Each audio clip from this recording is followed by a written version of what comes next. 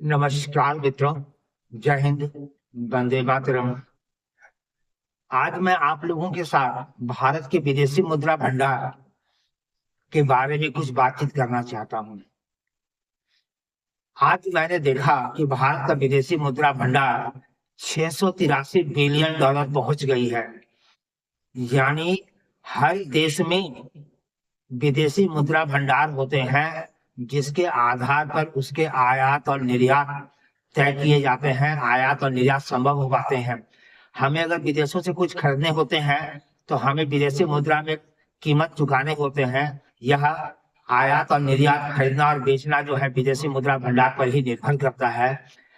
देश में विदेशी मुद्रा भंडार जितना ज्यादा होता है, वह देश उतना ही अधिक आर्थिक दृष्टि से मजबूत होता है और हर देश उस पर विश्वास करते हैं। वस्तु लेने और देने में किसी प्रकार का जो है कोई बाधा उत्पन्न नहीं होता है। इस आधार पर 683 बिलियन डॉलर के हमारे विदेशी मुद्रा भंडार के हो जाने से हमारी साख विश्व में काफी मजबूत हुई है और देखा जाए तो हम विश्व के चौथे स्थान पर पहुंच गए हैं।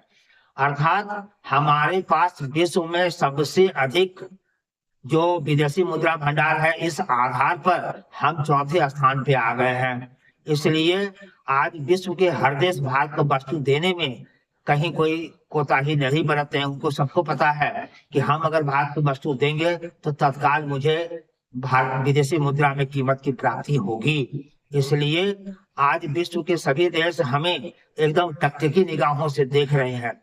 यहाँ तक कि विदेशी पूंजीपति भी किसी देश में अगर पैसा निवेश करते हैं तो वह इस बात पर ध्यान रखते हैं कि देश की विदेशी मुद्रा भंडार कितनी है और देश की आर्थिक स्थिति कैसी है।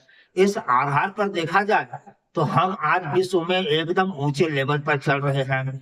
जहां तक अर्थव्यवस्था का मानना है, हम आज विश्व में पांचवी सबसे बड़ी अर्थव्यवस्था बन गए हैं और कुछ दिन के अंदर तीसरी अर्थव्यवस्था बन जाएंगे।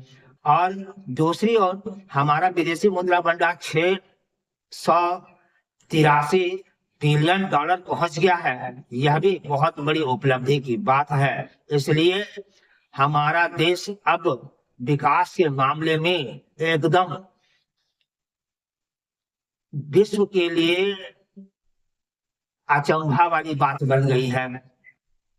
विश्व एकदम ताजुब कर रहा है कि इतना विकास भारत में संभव कैसे है।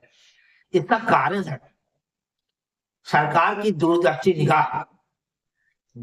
निगाह जो है वो बहुत ही अच्छी है, क्योंकि आज हमने कुछ अलग तरीके से अर्थव्यवस्था का निर्माण करना शुरू किया है। हमारे प्रधानमंत्री और हमारे वित्त मंत्री, हमारे रक्षा मंत्री और हमारे गृह मंत्री, इन लोगों ने देश के विकास के लिए कुछ अलग सोच निर्धारित किए हैं। इन लोग का यह मानना है कि जो वस्तु हम विदेशों से मंगाते हैं, अगर उसका निर्माण भारत में संभव है तो हम विदेशों से क्यों मंगाएं। इसलिए इन बातों पर पूरा रिसर्च की जा रही है कि किन किन वस्तुओं को भारत में बनाना संभव है। इस आधार पर हमने देश में बहुत सारी चीजों का उत्पादन बढ़ाने का प्रयास किया है। एक समय था कि हम दाल का बहुत ज्यादा आयात करते थे, किंतु अब दाल का उत्पादन देश में ही इतना हो रहा है कि अब हमें आयात में कमी करनी पड़ी है। अर्थात देश में दाल को लेकर के उत्पादन बढ़े हैं, उत्पादकता बढ़े हैं, जिससे हम बहुत हद तक आत्मनिर्भरता की ओर अग्रसर हुए हैं। दूसरी ओर हमारे रक्षा मंत्री ने यह तय कर दिया है कि अब हम रक्षा का जो भी सौदा करेंगे, अपने सेना के लिए जो भी वस्तु खरीदेंगे, वह देश में ही उत्पादित होनी चाहिए। इसलिए देश का पैसा देश में ही रह रहा है।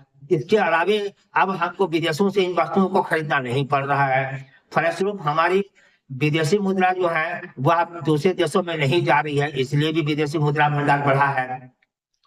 तीसरा बढ़ने का कारण यह है कि बहुत सारे देशों से जो हम वस्तु मंगा रहे हैं, वो देश हमसे मुद्रा रुपया में ही लेने के लिए तैयार हो गए हैं।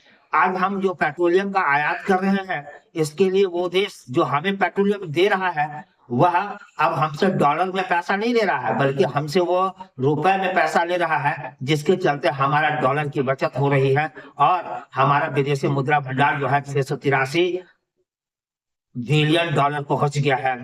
अगर दूरदर्शी निगाह से आधार पर जो है और भी निर्णय लिए जाएं तो निश्चित है कि हमारा विदेशी मुद्रा भंडार और बढ़ेगा, हमारी साख और मजबूत होगी, विदेशी पूंजीपति हमारे देश में और पैसा निवेश करेंगे, जिससे हमारे देश को दूसरी अर्थव्यवस्था बनाने में काफी मदद मिलेगी।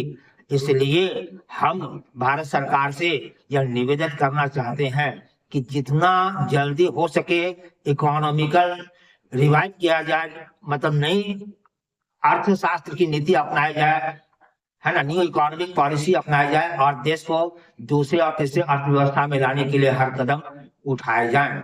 जय हिंद, वंदे मातरम।